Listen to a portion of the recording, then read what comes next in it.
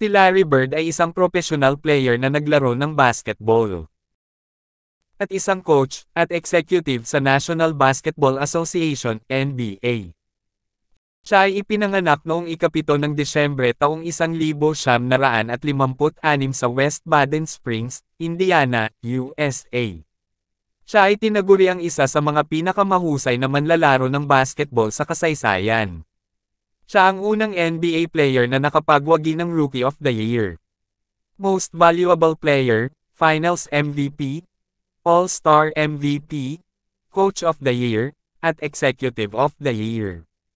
Si Bird ay lumaki sa French Lick, Indiana, at naging isang lokal na bituin sa basketball.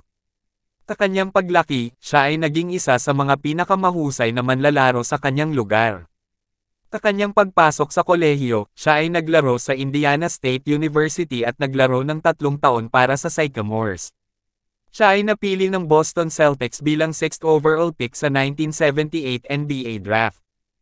Pagkatapos ng kanyang pangalawang taon sa Indiana State, siya ay naglaro para sa Celtics mula 1979 hanggang 1992.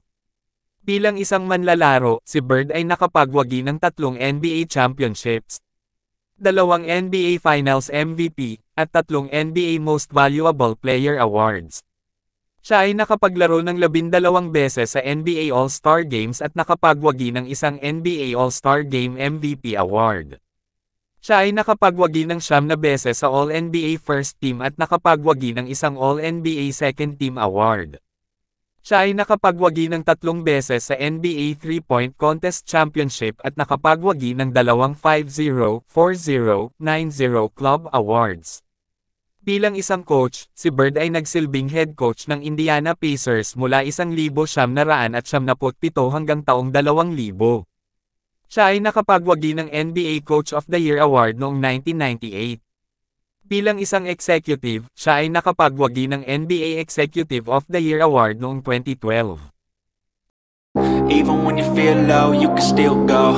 Even when you feel slow, you can still go. Even when there's no hope, you can still go. I never answer to no, man, I still